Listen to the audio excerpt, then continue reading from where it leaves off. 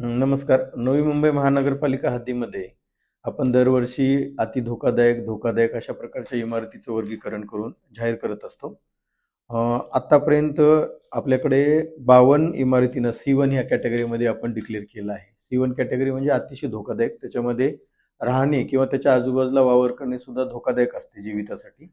अशा इमारती 52 आपल्या प्रत्येक वार्डने जाहीर केलेल्या आहेत. बेलापूरमध्ये 6, नेरूळमध्ये 7, वाशीमध्ये 7, तुर्भेला 16, कोपरखैरणेमध्ये 10, घनसोलीमध्ये 2, ऐरोलीमध्ये 3 आणि दिघ्यात 1 अशा 52 इमारती ह्या अतिशय धोकादायक म्हणून आपण जाहीर केल्यात.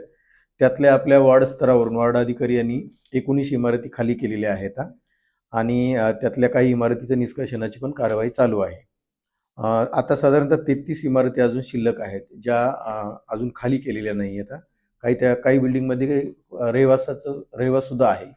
तर सर्व वार्ड ऑफिसर यांच्यामार्फत त्या इमारतींना नोटीस इश्यू केलेली आहे.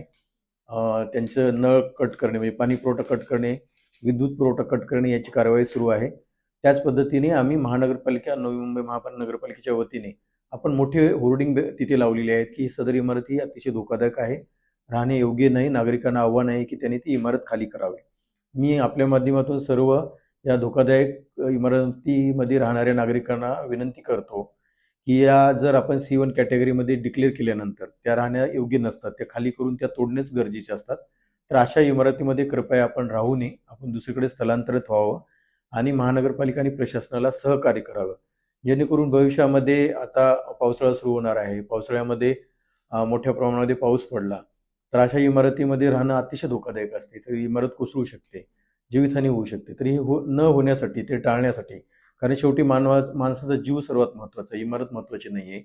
तर माझी विनंती आहे अशा नागरिकांना की त्यांनी त्या इमारतीत न राहता स्थलांतरित व्हावं आणि प्रशासनाला सहकार्य करून ती इमारत खाली करावी, निष्कासित करावी. वाडामध्ये जे आपलं कांदा मार्केट आहे त्यात धोकादायक म्हणून C1 कॅटेगरी डिक्लेअर केलेलं आहे.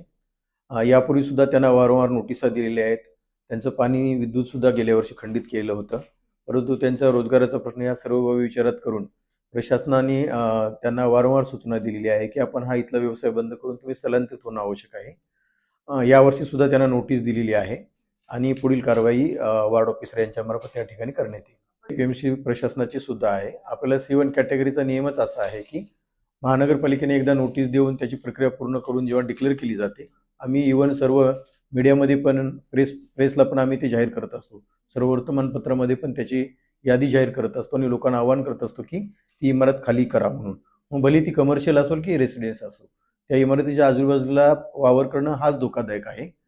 त्यामुळं आम्ही पुन्हा एकदा FMC जे त्यांचं खातं आहे, सहकार विभाग आहे, त्यांच्याशी पत्रव्यवहार करू आणि ती इमारत खाली करण्यासाठी पूर्ण प्रयत्न करू. मी आपल्या माध्यमातून सुद्धा तिथे जे व्यवसाय करणारे त्यांना आव्हान करतो की ती धोकादायक इमारती आहे, ती कधी कोसळू शकते, तर कृपया त्याचा वावर न करता आपण ती तातडीनं खाली करावी.